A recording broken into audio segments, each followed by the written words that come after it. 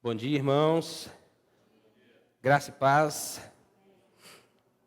Que bom que você está aqui nessa manhã, que o Senhor te trouxe até aqui para ouvir a palavra dele nesse domingo. O dia do Senhor, né? A palavra do Senhor diz: esse é o dia que o Senhor fez. Alegremo-nos e regozijemo-nos nele. O texto de hoje é sobre a conversão de Naamã, a cura de Naamã. E o cântico que a gente cantou, o penúltimo cântico que a gente cantou, tem tudo a ver com o que aconteceu na vida do Naamã. É necessário que nós nos humilhemos diante de Deus. Lembra lá? Que eu quero me humilhar diante de ti, Senhor, eu não sou nada diante do teu poder, nem merecedor do seu amor. E ele fala, né, que me humilhar diante de ti, deixa teu rio passar em minha vida, curar minhas feridas, sarar as minhas dores. Foi exatamente isso que ocorreu com Naamã. Mas foi preciso antes que esse homem se humilhasse diante de Deus. Vamos ler aqui o texto em 2 Reis.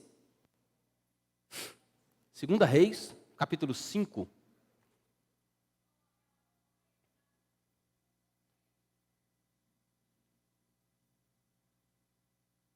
Segundo livro dos Reis, no capítulo 5, nós vamos ler do versículo 1 ao 19.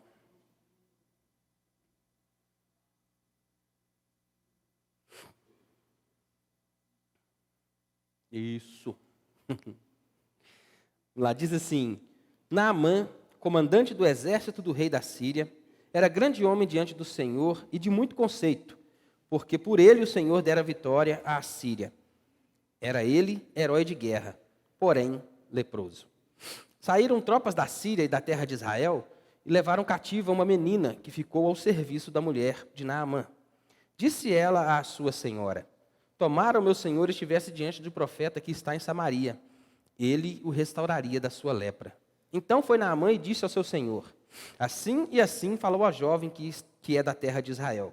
Respondeu o rei da Síria: vai, anda e enviarei uma carta ao rei de Israel. Ele partiu e levou consigo 10 talentos de prata, 6.000 siclos de ouro e 10 vestes festivais. Levou também ao rei de Israel a carta que dizia: logo em chegando a ti esta carta, saberás que eu te enviei Naamã, meu servo, para que o cures da sua lepra. Tendo lido o rei de Israel a carta, rasgou as suas vestes e disse: acaso sou Deus com poder de tirar a vida ou dá-la, para que este envie a mim um homem para eu curá-lo de sua lepra? Notai, pois, e vede que procura um pretexto para romper comigo. Ouvindo, porém, Eliseu, homem de Deus, que o rei de Israel rasgara as suas vestes, mandou dizer ao rei: por que rasgaste as tuas vestes? Deixa-o vir a mim e saberá que há um profeta em Israel. Veio, pois, Naamã com seus cavalos e seus carros e parou à porta da casa de Eliseu. Então Eliseu lhe mandou um mensageiro dizendo: vai, lava-te 7 vezes no Jordão, e a tua carne será restaurada e ficarás limpo. Naamã, porém, muito se indignou e se foi dizendo: pensava eu que ele sairia a ter comigo, por-se-ia de pé, invocaria o nome do Senhor seu Deus, moveria a mão sobre o lugar da lepra e restauraria o leproso. Não são, porventura, Abana e Farfar, rio de Damasco, melhor do que todas as águas de Israel? Não poderia eu lavar-me neles e ficar limpo? E voltou-se e foi com indignação. Então se chegaram a ele os seus oficiais e lhe disseram: meu pai, se te houvesse dito o profeta alguma coisa difícil, acaso não farias? Quanto mais, já que apenas te disse: lava-te e ficarás limpo. Então desceu e mergulhou no Jordão 7 vezes, consoante a palavra do homem de Deus. E a sua carne se tornou como a carne de uma criança, e ficou limpo. Voltou ao homem de Deus, ele e toda a sua comitiva. Veio, pôs-se diante dele e disse: eis que agora reconheço que em toda a terra não há Deus, senão em Israel. Agora, pois, te peço, aceites um presente do teu servo. Porém, ele disse: tão certo como vive o Senhor, em cuja presença estou, não o aceitarei. Instou com ele para que o aceitasse, mas ele recusou. Disse Naamã: se não queres, peço-te que ao teu servo seja dado levar uma carga de terra de 2 mulos, porque nunca mais oferecerá o teu servo holocausto em sacrifício a outros deuses, senão ao Senhor. Nisto perdoe o Senhor a teu servo, quando o meu senhor entra na casa de Rimom para ali adorar, e ele se encosta na minha mão, e eu também me tenha de encurvar na casa de Rimom, quando assim se prostrar na casa de Rimom. Nisto, perdoe o Senhor a teu servo. Eliseu lhe disse, vá em paz, quando Naamã se tinha afastado certa distância. Amém? Senhor, a tua palavra, ó Deus querido, foi lida mais uma vez, foi exposta mais uma vez nessa manhã. Ó Deus, e Pai querido, os seus apóstolos, ó Deus, nos afirmam, Senhor, que tudo o que foi escrito para o nosso ensino foi escrito. Deus, através do teu Espírito Santo, ensina-nos nessa manhã, ó Deus, o que precisamos aprender através dessa história. Deus, transforma mais uma vez a nossa vida, Pai amado. Se há algo que a gente julga já, ó Deus, como certo, como já ciente do que está escrito aqui, renova em nós, ó Deus, o conhecimento, porque a tua palavra é viva, é eficaz, ó Pai, capaz de discernir, ó Deus, alma e espírito. Faz isso nesta manhã, ó Pai, a fim de que o teu nome, ó Deus, alcance glória no nosso meio. É o nosso pedido, é o nosso desejo, é a nossa oração, é o nosso clamor, meu Pai. E o fazemos em nome de Jesus. Amém. Albert Einstein, um grande cientista, famoso cientista, ele afirma que a vida é um milagre. Ele diz assim, uma frase atribuída a ele diz assim: há duas maneiras de se viver a vida. Uma é como se tudo fosse milagre. E a outra é como se nada fosse um milagre. Alguém desafiou um cristão: aponte-me agora mesmo um milagre. Respondeu-lhe o cristão: aponte-me no universo de Deus o que não é um milagre. A vida é um milagre. Tudo o que vemos é um milagre do Senhor. Eu e você fomos formados, existimos, nascemos como um milagre de Deus. O salmista, fala que Deus nos viu a substância ainda informe e que de maneira assombrosamente maravilhosa nós fomos formados. E é assombroso você pensar que dentro de um ser, dentro de um útero tão pequeno, se forme uma vida e saia dali uma criança perfeita, formada. É um milagre de Deus. A minha vida é um milagre, a sua vida é um milagre. A gente não consegue contar. Eu, como na área que eu atuo, como profissional, os riscos que se correm são muito grandes e por vezes, durante o dia, talvez até mais de uma vez, a gente consegue perceber o livramento de Deus. Tem hora que não tem jeito, você percebe a mão de Deus evitando um acidente mais grave, evitando um corte com uma ferramenta, talvez a queda de um determinado material que você está manuseando ali. Mas a grande maioria das pessoas são livradas todo dia, o dia todo, e nem percebem. E como a gente não vê, a gente não tende a reconhecer como um milagre de Deus. E tem pessoas aí com 60, 65, 40, 50 anos, e é 50 anos que Deus tem sustentado a sua vida. São 50 anos de milagres. Então, tudo é um milagre. O que a gente vê a respeito da história de Naamã, a gente começa a narrativa vendo que esse homem era um grande homem.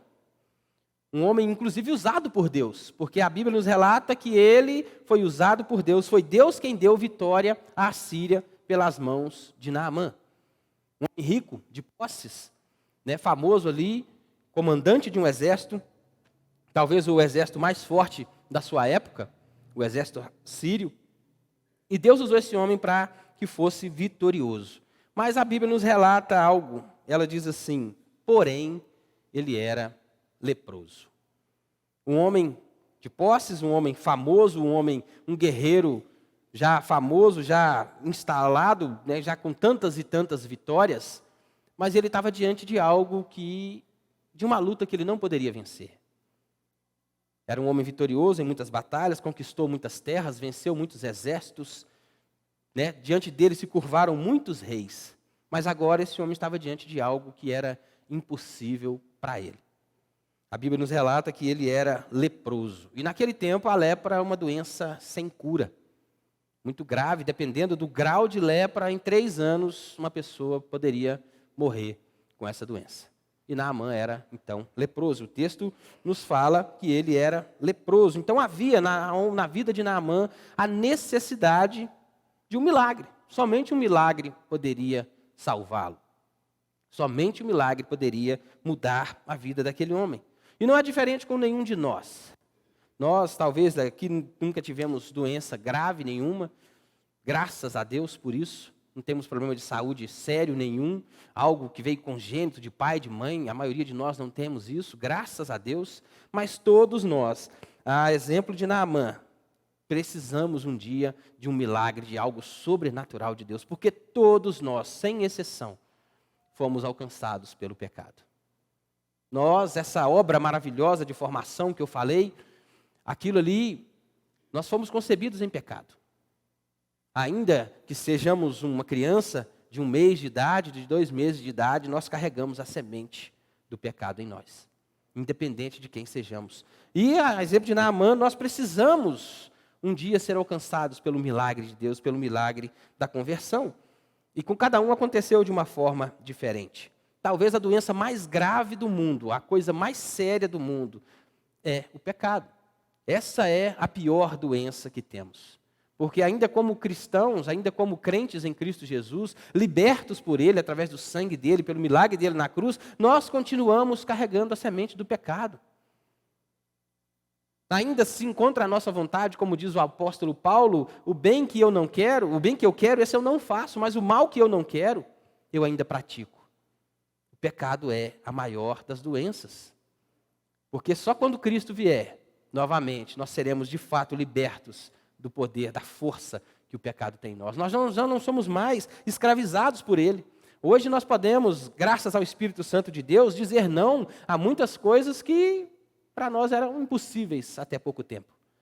Já não estamos mais sob a escravidão do pecado, mas ainda assim, há resquícios dele em nós. Tanto que a Bíblia fala que a melhor das nossas obras são como os trapos de imundícia diante do Senhor. O melhor que eu e você podemos fazer, ainda assim, diante de Deus, não é perfeito, não é bom, não é puro, porque está manchado pelo pecado. Mas graças a Deus por Cristo Jesus, que nos libertou da força, da prisão do pecado. E o pecado, pelo menos, tem 3 coisas que a gente precisa acontecer na nossa vida para que a gente se converta, para que a gente se liberte do pecado. O pecado, a primeira coisa que o pecado faz é que nós sejamos resistentes ao milagre de Deus. Nós resistimos por natureza. Lembra lá que Paulo fala que a carne milita contra o espírito contra a carne?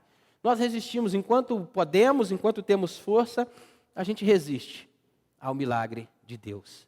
Da conversão, então, principalmente. Eu cito lá em casa como exemplo porque a gente era bem complicado, né? As coisas apertavam, a gente estava sempre dentro de uma igreja, e não importava se era pentecostal, isso não importava, o negócio era estar numa igreja, eu procurava, porque a gente sabe, todo ser humano tem dentro de si a certeza de que precisa de alguém maior, de algo maior. E a gente buscava esse algo maior no Senhor. As coisas melhoravam, a gente esquecia de Deus. E era assim, íamos resistindo ao Senhor, até que não mais pudemos resistir, né? Quando o chamado irresistível de Deus nos alcançou, a gente foi, graças a Deus, liberto. O pecado também, muitas vezes, faz com que a gente precise de algo, como Naamã aqui. Algo físico, forte, sério, para que a gente aceite o milagre de Deus na nossa vida. No meu caso, graças a Deus, não foi assim. De tanto ficar correndo para lá e para cá, para lá e para cá, e ouvindo quem era Deus, ouvindo quem era Jesus, ouvindo quem Ele era, e cheio de acusações, um coração rançoso, cheio de tendências malignas, né? De coisa ruim, a gente acusando os cristãos de tanta coisa. A gente foi na célula uma vez, eu brinco que a gente foi com 7 pedras na mão para jogar, e jogamos 10. Achamos mais alguma no meio do caminho ali, e criticamos. A primeira vez que a gente foi na célula, essa era a realidade. Mas a gente sabia, né, que no fundo Deus era quem podia mudar a nossa história. E de tanto ter, talvez, ouvido falar desse Deus, a gente resolveu então ir naquela célula e no momento que eu estava mais tranquilo, era um momento de tranquilidade, a gente estava com a vida financeira tranquila, eu trabalhava até com o Paulo aqui, era funcionário dele, tinha acabado de comprar o único carro zero na vida que nós compramos até hoje, né? Eu estava ali, estava bem. Financeiramente falando, estava indo legal, não precisava de grandes coisas, e aí estava indo tranquilo. A gente veio aqui um dia na igreja e ouviu uma pregação de um certo homem, e aquilo mexeu demais com a gente, porque eu não tinha ouvido ainda, dentro de uma igreja evangélica, alguém falar o que ele falou aqui, expor, de fato, a natureza pecaminosa do ser humano. E pessoas sentadas nos bancos, que era banco de madeira ainda, concordando com aquilo. Falei, gente, eu acho que eu achei algo real, acho que esse é o Deus que eu procuro. Não é aquele Deus que só dá vitória, não é aquele Deus que me ama incondicionalmente, né? Que eu posso fazer o que eu quiser, que independente disso, eu sou a menina dos olhos de Deus. Eu ouvi aqui muitas verdades. E eu saí na minha inocência aqui e falei com a Roseli, amor, eu quero buscar a Deus pelo que Deus é, não pelo que Ele pode me dar, porque eu já tenho tudo. Ignorância, né? Olhava para a vida material e achava que tinha tudo. E a gente então resolveu, graças a Deus, né, nos convertemos e dentro de poucos meses a gente perdeu tudo, né? Carro, emprego, decisões erradas foram tomadas e graças a Deus, mas a gente está aqui. Não perdemos a presença do Senhor, graças a Deus. E uma terceira coisa, muitas vezes as pessoas que a gente não percebe, que a gente deixa de prestar atenção, é que muitas e muitas vezes as pessoas mais improváveis são usadas por Deus para que o milagre aconteça na sua vida. Quantas e quantas vezes? A gente vê isso na história de Naamã.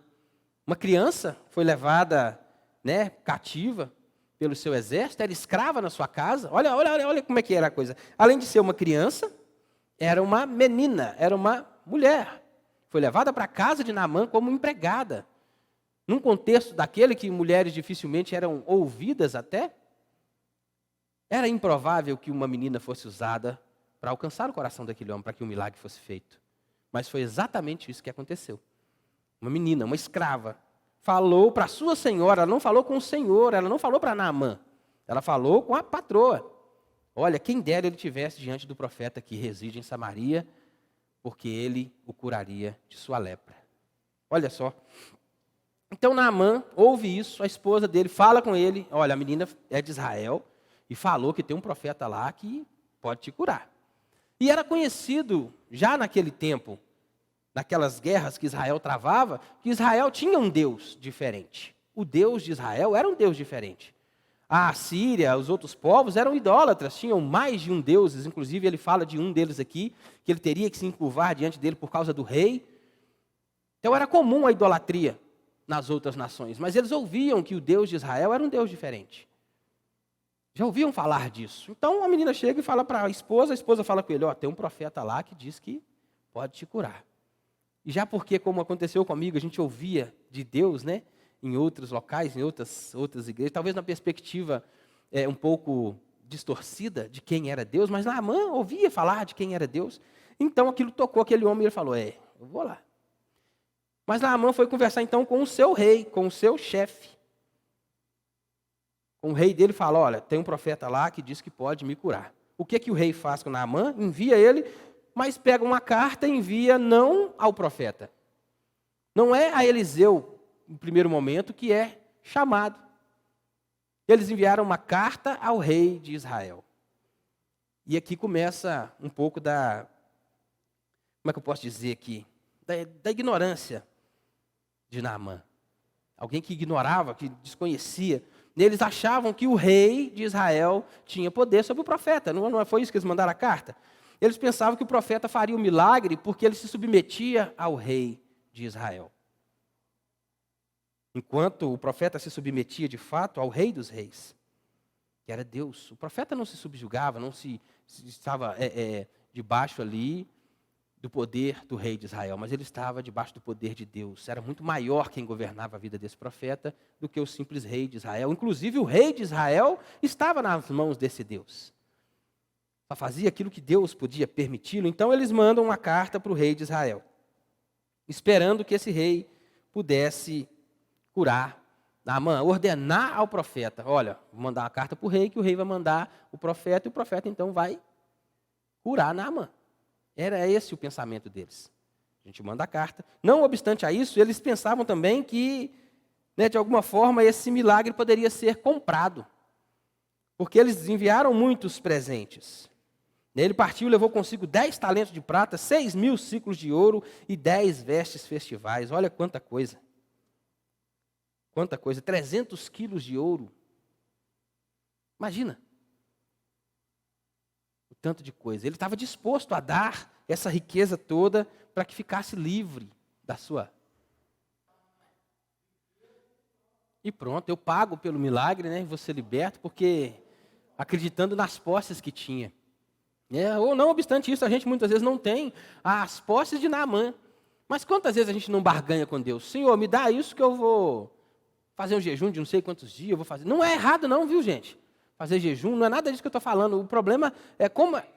Exatamente, como, em que propósito, qual é?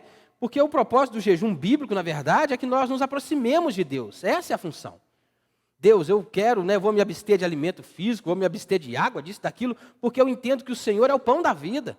O Senhor é a fonte da água viva, por isso eu quero mais é do Senhor. O Senhor importa mais para mim do que o alimento. Essa é uma ideia. Mas as pessoas querem comprar o favor de Deus.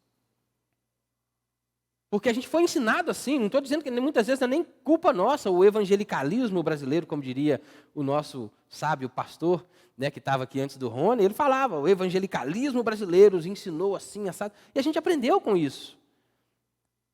Historiadores como Augusto Nicodemo dizem que a partir da década de 50, que mudou muita coisa nessa questão aí de teoria da prosperidade, feminismo dentro das igrejas, e de 50 para cá, o trem desandou um bocado e a gente perdeu um pouco essa noção do que de fato é jejum e outras coisas diante do Senhor. E Naamã achava que ele poderia comprar então o milagre e levou esse tanto de coisa com ele e mandou uma carta para o rei. O rei de Israel, qual foi a reação dele? Tomou um susto. Creio eu que até então ele não sabia que Naamã era leproso, acredito que não, ninguém naquele contexto, um general de guerra, ninguém ia saber que ele era leproso se não fossem as pessoas mais próximas.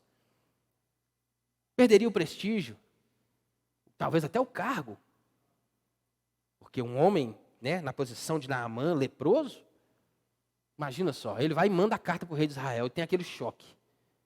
Mas por acaso eu sou Deus para que possa curá-lo? Por acaso eu sou Deus para que possa salvá-lo? Para curar a lepra dele? Imagina só você um rei, sendo visitado por alguém, e a lepra era contagiosa, a gente sabe disso, e alguém leproso entrar dentro do seu palácio para te visitar. Imagina a afronta. O rei se sentiu afrontado, mas pelo poder bélico da Síria, qual que era a preocupação do rei? Eles estão procurando uma causa para romper a aliança comigo.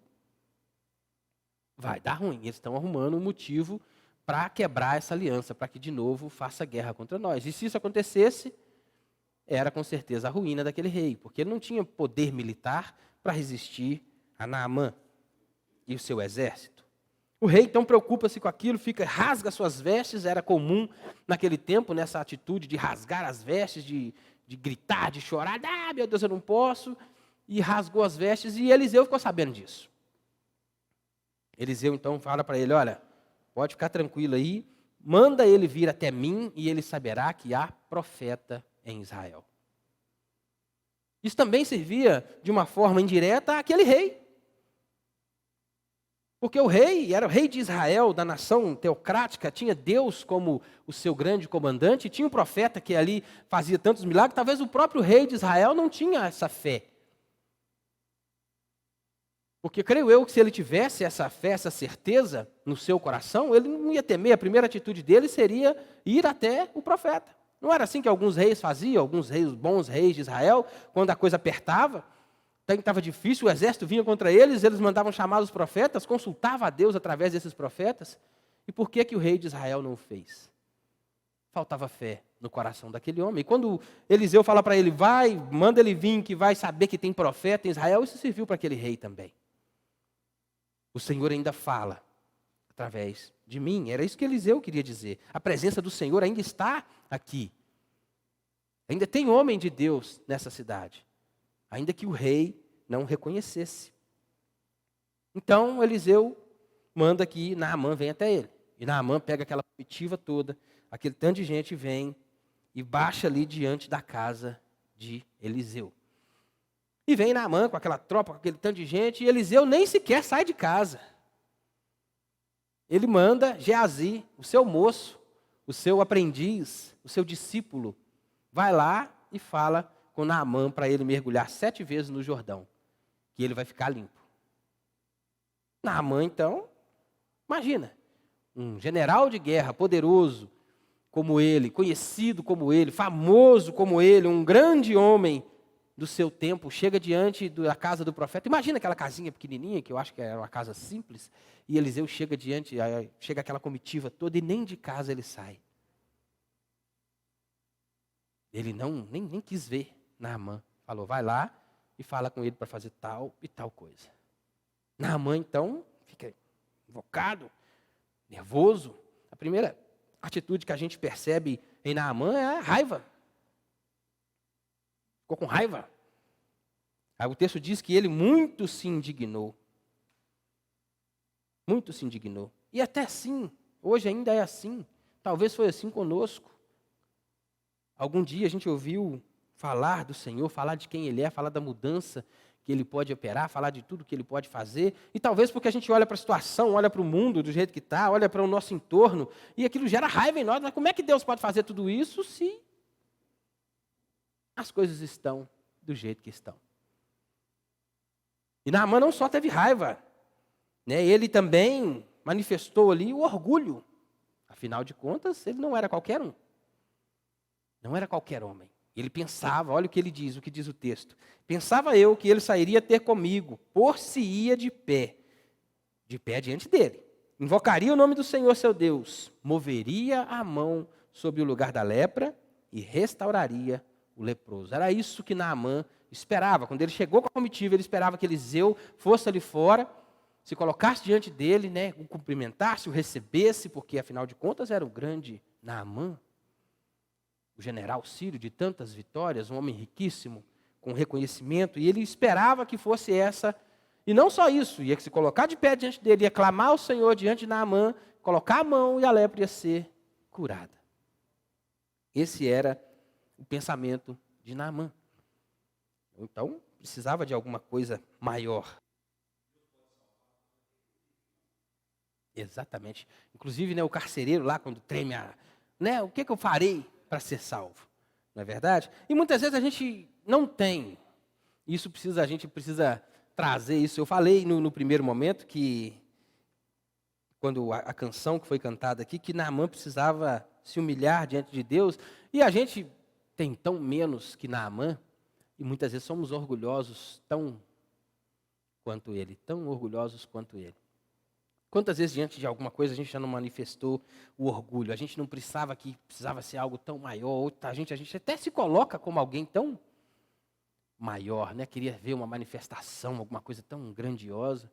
E talvez é simplesmente uma ordem que vem daquele que você menos espera. Talvez Deus use até mesmo seu filho, uma criança.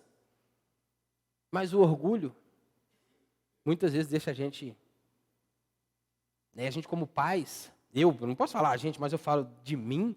Quantas vezes eu já deixei de ouvir um conselho de um filho meu, de alguma coisa que os meninos falam, porque eu acho que eu estou acima deles. E quando a gente para e reflete um pouquinho e segue aquilo que foi falado, como é que as coisas dão tão mais certo. Tão mais certo. Ter filhos é importantíssimo, gente. Os filhos nos ensinam essa relação de Deus com a gente, como é pai, essa relação de pai e filho, isso é importante demais.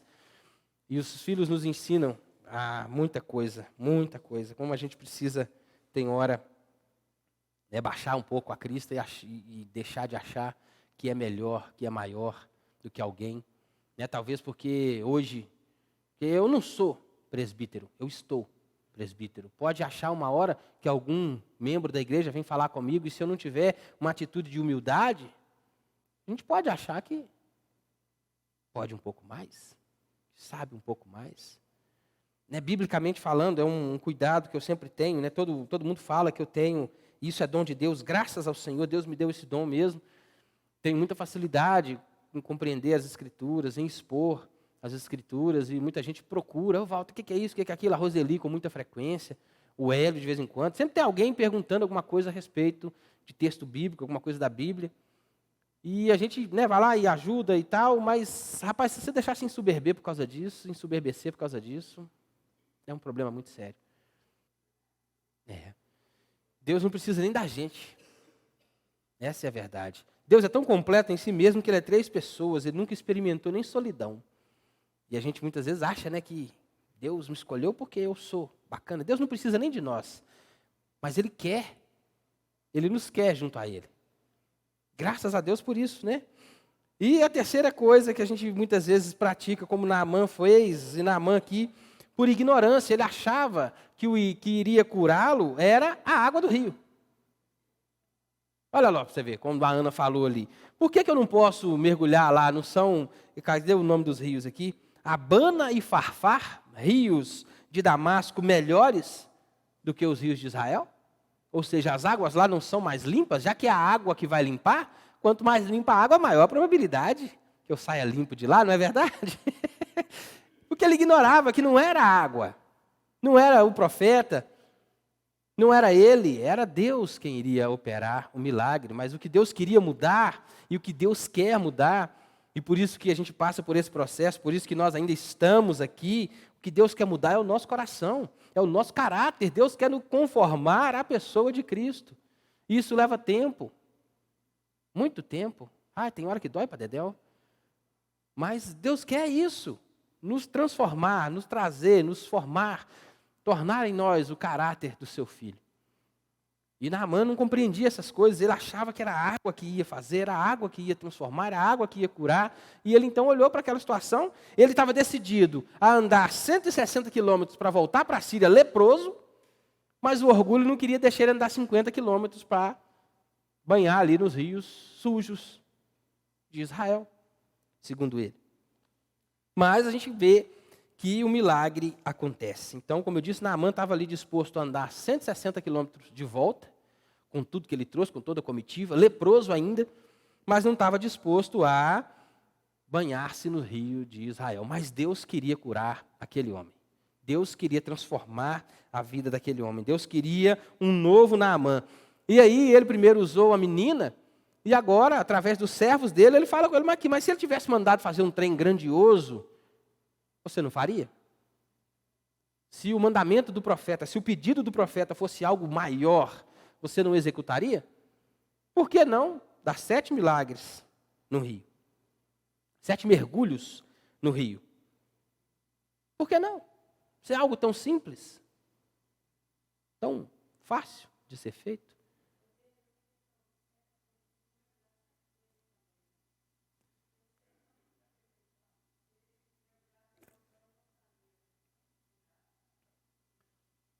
Eu fico imaginando cada mergulho de Naamã. Primeiro, ele mergulha ali, ele já volta, já sobe, olhando para a lepra no corpo. Aí já desanima, né? Continua aqui. Aí no segundo, mergulha de novo, continua aqui. E vai assim no terceiro, e até que aquilo gerou fé naquele homem. Precisava de fé. Sem fé é impossível agradar a Deus. Imaginando ele mergulhando e o desespero tomando conta do coração. E no 6º mergulho ele sobe e fala assim, agora não tem jeito, é o último. E acho que no último ele gerou fé no coração daquele homem, a fé suficiente para que ele fosse curado. Eu creio que quando ele levantou do último mergulho, ele já nem olhou mais para o seu corpo. Acredito que nos 5 primeiros, 6 primeiros, ele olhava para ver se estava limpo, se não estava. E no 7º, quando ele levantou, eu acredito nisso, que ele estava já olhando para cima, olhava para o céu, e com medo até de olhar para o corpo, porque eram 7. Se agora não foi, não vai mais. E de repente aquele homem então para de olhar para cima e abre os olhos e percebe. Talvez até se toca, né? E vê que está limpo de verdade. Deus curou Naamã através dos 7 mergulhos ali. Ele creu. Em algum momento ele precisou crer. E não foi antes de entrar na água. Ele não entrou crendo. Mas ele saiu acreditando em Deus. Ele saiu dali mudado. Mas por que Deus quis curar Naamã? No Evangelho de Lucas, a gente vê algumas passagens, né? E Lucas fala que haviam outros leprosos, inclusive em Israel. Por que Deus resolveu curar Naamã e não um leproso ali, né? Da sua terra? E pensando nisso, eu me lembrei de Jesus. Lembra que Jesus fala lá em Cafarnaum que o profeta não tem honra no meio dos seus? E operou poucos milagres ali por causa da pouca fé daquele povo? Porque Israel era uma nação teocrática. Mas se você olha para o próprio retrato do rei, que rasgou as vestes quando a carta chegou para ele, Se o rei de Israel não reconhecia que havia um profeta ali, que Eliseu estava ali, imagina o restante do povo. Como é que não estava? E talvez se Deus curasse um leproso ali no meio dos seus, ia ficar interno. Mas Deus curou Naamã. Não um homem simples, um general do exército sírio. E quantas pessoas não souberam desse milagre? E quantas pessoas não viram aquele homem orgulhoso, poderoso, cheio de si, uma nova criatura, uma nova pessoa, um novo homem? Quantas pessoas não tiveram depois o encontro com Naamã e perceberam a ação sobrenatural de Deus na vida daquele homem? Não só o milagre da cura, mas Naamã saiu dali um novo homem. Ele saiu diferente do que ele entrou naquele rio. Deus não levou só a lepra. Deus levou o velho homem embora naquelas águas. E é assim que a gente crê no batismo, não é assim que a gente acredita quando somos batizados? Por imersão, por aspersão, submersão. Não importa, a gente não crê que as águas do batismo levam embora o velho homem. É assim que Deus faz. E Deus fez com Naamã. Ele saiu dali um novo homem. Não foi só a lepra dele que foi curada. O orgulho daquele homem foi curado. A vaidade, a soberba foi deixada para trás. E isso a gente vê para frente no resultado do milagre de Deus. Olha só, a primeira coisa que Naamã faz é confessar o Senhor. Versículo 15 diz assim: voltou ao homem de Deus, ele e toda a sua comitiva. Veio, pôs-se diante dele e disse: eis que agora reconheço que em toda a terra não há Deus, senão em Israel. Um homem sírio, idólatra, poderoso, forte, veio de uma nação e reconheceu que não há outro Deus, senão em Israel. Enquanto o povo de Deus abandonava o Senhor, largava o Senhor e seguia aqueles deuses que nada poderiam fazer, que nada puderam fazer.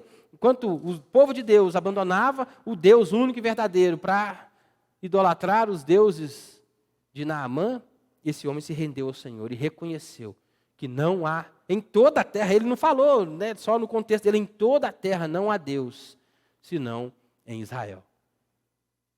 Não há, meus irmãos, não há na terra, não há em outro lugar, não há qualquer lugar do mundo que você possa ir, não interessa se seja uma imagem, que seja um homem. Não há outro igual ao nosso Deus. Não há. E Ele te escolheu, Ele te salvou, Ele operou em você o milagre, o mesmo que Ele fez em Naamã. Mas Ele ainda está transformando a sua vida para que outros possam ver. E o que a gente precisa, às vezes, e a gente esquece, é fazer como Naamã, reconhecer como Naamã. Não há outro Deus. E muitas vezes nós nos tornamos os nossos deuses. As nossas preocupações se tornam o nosso Deus. Nosso desejo se torna o nosso Deus. Coisas legítimas até se tornam ídolos na nossa vida. O desejo de ter um filho, o desejo de ter um casamento, o desejo de um carro melhor, o desejo de uma vida melhor. A gente acaba idolatrando essas coisas, esquecendo do nosso Deus. Não há em toda a terra, não há Deus, senão o Deus que eu e você servimos. A segunda coisa que o milagre gera em Naamã é a gratidão. Aquele homem saiu da Síria com muita riqueza, pretendendo pagar pelo milagre.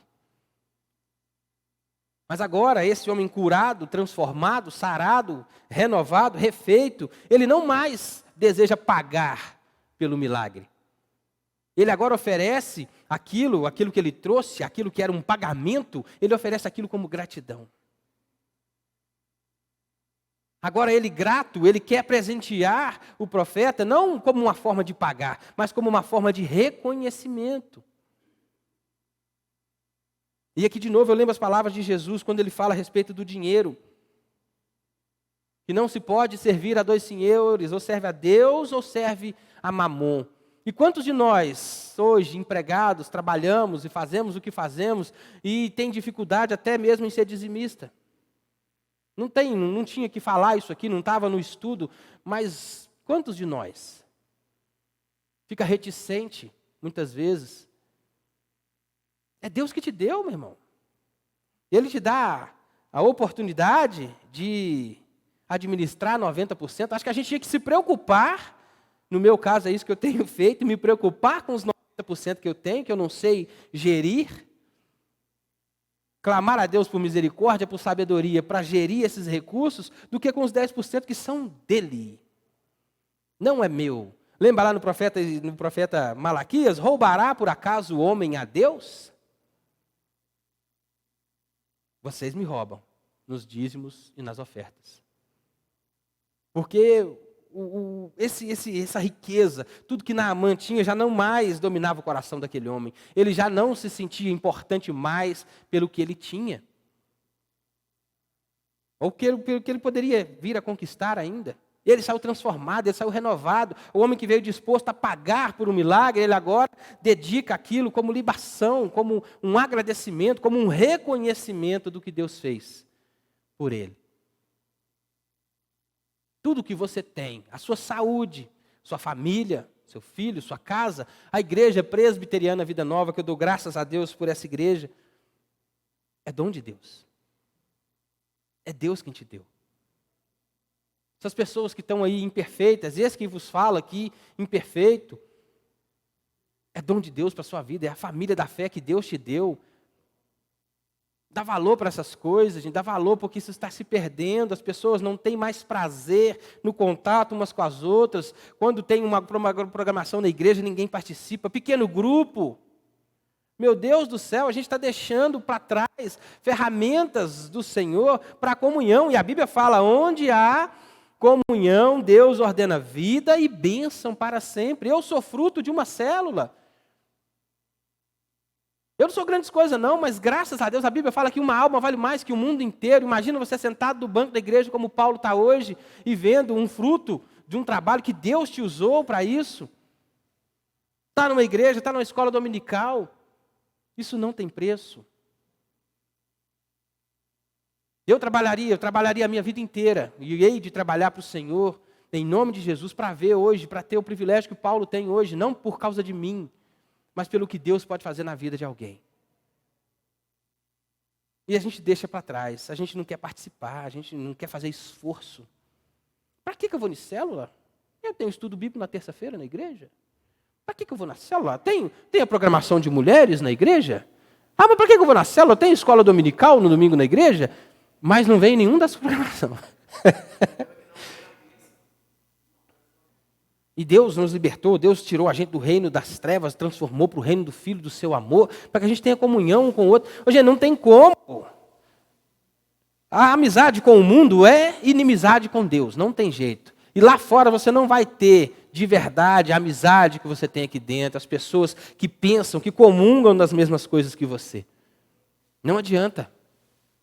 Você não vai ter um amigo verdadeiro lá fora como você teria um aqui dentro, porque uma hora ou outra, se você é crente e ele não, vai ter um embate, alguma coisa vai estar diferente. Não estou falando para você abandonar as amizades lá fora, não estou falando para você abandonar a sua família lá fora, não é nada disso. Mas é para que você valorize a família da fé, porque essas pessoas que estão aqui, em nome de Jesus, a gente vai ver no céu. Essa turma aqui, ó. Imagina se você não aprende a me suportar aqui, imagina no céu, como é que vai ser? Uai! Se eu não suporto, Paulo, ouvir, cara, um pequeno grupo, numa terça-feira, numa quarta-feira, ouvir a palavra de Deus, ouvir um irmão ali comentar da minha vida, falar com o irmão, rapaz, como é que vai ser no céu? Vou fazer o que lá? Mas sabe o que a gente pensa? Ah, vou ouvir de novo a mesma coisa. De novo. Rapaz, se você está ouvindo de novo a mesma coisa, é porque Deus quer te ensinar algo.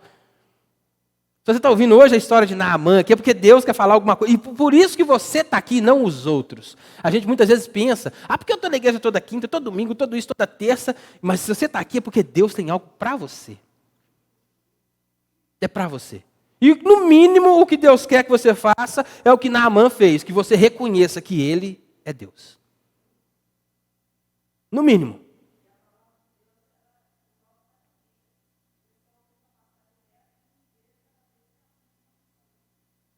Todo dia. Todo dia.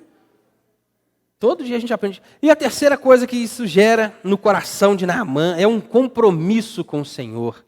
Aquele homem que nem ouvia, nem sabia quem era o Deus de Israel, ele sai dali transformado, renovado, já reconhece quem é Deus, aquilo que era um pagamento para ele agora é gratidão no coração dele, e ele reconhece, ele cria um compromisso no seu coração. Porque ele fala com o profeta, olha, eu vou ter, quando o meu rei for sacrificar lá para os nossos deuses, eu vou ter que estar ali com ele, porque eu sou chefe da guarda, eu vou estar lá com ele, eu vou ter que ajoelhar, mas eu não estou ajoelhando mais diante daquele Deus. Não é com aquela reverência mais. Vou ajoelhar ali como uma obrigação. Mas os meus joelhos, o meu coração está voltado para o Senhor. É diante de Deus que eu derramo a minha vida de agora em diante. E o que o profeta faz com ele? Vá em paz. O Senhor seja contigo. Vá em paz. E quantas vezes a gente tem dobrado os nossos joelhos diante de homens, de falsas esperanças?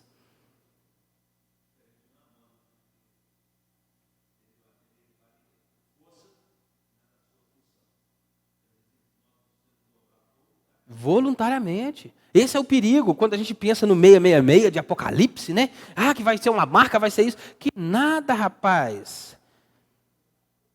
A maior marca, nós temos o selo do Espírito Santo. Eu e você somos selados com o Espírito Santo de Deus. E é uma marca que eu e você não podemos ver. E é isso que o mundo tem feito. O povo tem se rendido, tem se humilhado, tem se prostrado diante dessa agenda que está aí fora. E com um prazer enorme. Com gosto, e militam por isso até mesmo com a vida, como a gente vê deputados falando, se preciso for, eu pegarei em armas. Uma nação cristã como a nossa, uma nação, e estou falando cristã não é só protestante não, pessoas católicas, uma nação tão grande, quantas pessoas hoje que são católicas em Belo Horizonte, cristãs em Belo Horizonte, e você vê alguém ser eleito ali, uma pessoa trans ser eleito como o mais votado da cidade. Onde está Deus, se não igual no povo de Israel? Nós conhecemos, nós somos servos, nós somos filhos do Deus verdadeiro. E o que a gente tem feito com isso? Pelo amor de Deus, gente, não é falando de política só, mas como é que pensa? Pensa no cenário. Nós, enquanto aqui estamos, somos embaixadores do reino de Deus, mas a Bíblia fala para a gente orar pelos nossos governantes, quanto mais agir para que essas coisas mudem. A gente, muitas vezes, defende tanta agenda aí fora. Não estou falando de candidato X ou Y, estou falando da palavra de Deus. A Bíblia tem que ser o seu filtro para tudo que você for fazer. No seu trabalho, no seu dia a dia, no seu caminhar, no seu voto, naquilo que você defende. A Bíblia tem que ser o seu filtro. Espera aí, eu estou defendendo tal pensamento, mas isso está de acordo com a Bíblia ou não? Quantos pais hoje a gente vê, ouve aí psicólogos, ouve professores, ouve, alunos de faculdade na criação dos filhos e esquece de ouvir, de olhar para a palavra de Deus. A Bíblia deveria ser a regra na criação dos filhos. E o cara ouve um psicólogo que meu filho é isso, que meu filho tem aquilo, que meu filho tem aquilo outro, e esquece de dar umas palmadas no menino de vez em quando. De falar duro com a criança de vez em quando, porque o pai que retém a vara, esse aborrece o seu filho. Quantos filhos a gente não vê aí que podia estar bem mais tranquilinho, os menininhos bem melhor, se o pai e a mãe fossem mais rígidos? E aqui uma palavra para os pais, meu irmão, o governo da sua casa é sobre a sua vida. Deus vai cobrar de você, principalmente. Não adianta deixar que a mulher eduque os filhos, que a mulher crie o filho. Não, você tem a responsabilidade, é sua, inclusive pela vida espiritual da sua esposa. Não esquece disso. Pedro, 1 Pedro, capítulo 2, a partir do versículo 7, que ele fala, capítulo 2 ou 3, a partir do versículo 7, que ele fala para os homens viver a vida comum do lar, e faz isso e faz aquilo, porque se não for assim, até as suas orações não serão ouvidas. Até as orações do homem que que não cumpre o seu papel dentro de casa, são interrompidas diante de Deus. Cuidado com o que você tem feito na sua casa. Cuidado com o homem que você é dentro de casa. Porque é ali que começa o seu ministério, o seu primeiro ministério. Quem sabe da sua vida cristã de verdade é a sua esposa. São seus filhos. Eles é quem sabe. E o governo da sua casa é responsabilidade sua. Você pode transferir por, sei lá, porque é mais fácil, porque é mais cômodo, porque é mais tranquilo, eu não quero bater de frente, eu não quero brigar, eu não quero desgastar. Mas a responsabilidade é sua e Deus vai cobrar de você. Deus vai cobrar de você. E vocês, mulheres que estão aí, talvez tenham um homem em casa, um marido em casa, que ainda não são convertidos, Pedro fala que não precisa atormentar a vida do marido todo dia. Não precisa. Mas, pelo seu proceder, pelo seu modo de agir, aquele homem vai saber que existe Deus. Ele pode até não se render, mas aí é ele e Deus. Mas através da sua vida, ele vai saber que Deus existe. Pelo seu procedimento. Pelo seu modo de agir. E aqui eu quero concluir, meus irmãos. O estudo é sobre gente que Deus usa. Quantos de nós, muitas vezes, não se acha pequeno demais, fraco demais, insignificante demais para ser usado por Deus? Quantos de nós não se acha incapaz, aquém da função? Mas o texto aqui ele começa nos informando que uma menina foi levada escrava, cativa. Ela não se calou. Ela era menor, talvez não tinha nem direito de falar. Ela era pequena aos olhos da sociedade, aos olhos do mundo daquele tempo, aos próprios olhos dela, ela era pequena assim. Mas quando a oportunidade surgiu, quando a necessidade surgiu, não se calou, ela falou: tem um profeta em Israel, tem um Deus que pode mudar o quadro do meu Senhor. E muitas vezes Deus nos coloca em lugares até muito maiores do que a gente pensa, para que você abra a boca e fale: existe Deus. Deus mudou a minha vida, e Ele vai mudar a sua. Deus pode mudar o seu quadro. Deus pode. Deus pode mudar o quadro da sua família, da sua casa. Deus pode levar salvação para o seu lar. Mais importante do que uma saúde restaurada é uma vida inteira diante de Deus na eternidade. Não importa o lugar que você esteja, a situação que esteja, Deus quer te usar ali.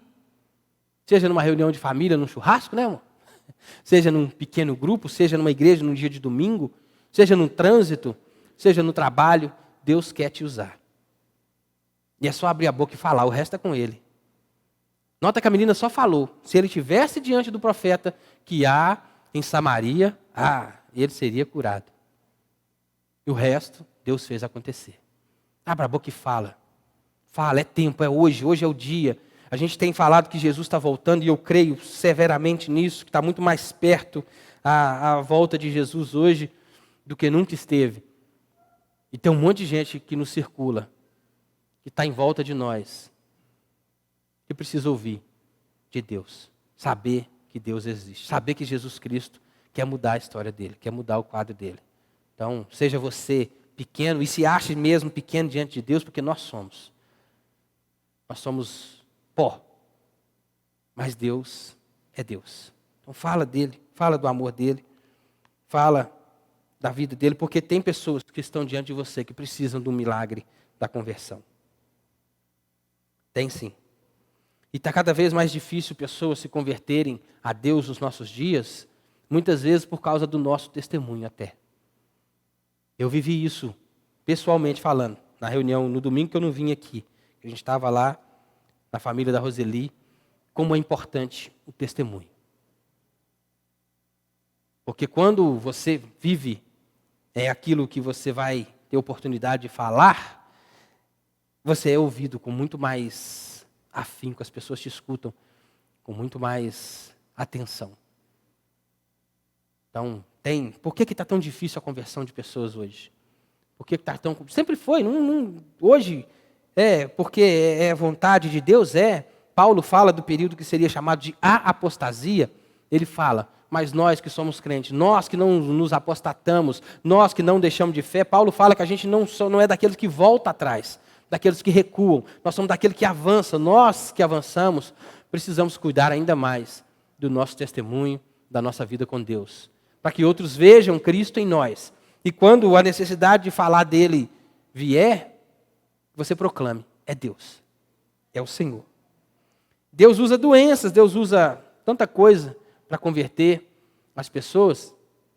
E aconteceu uma vez com a gente, nós fomos visitar uma pessoa que estava com câncer e falar de Deus para essa pessoa.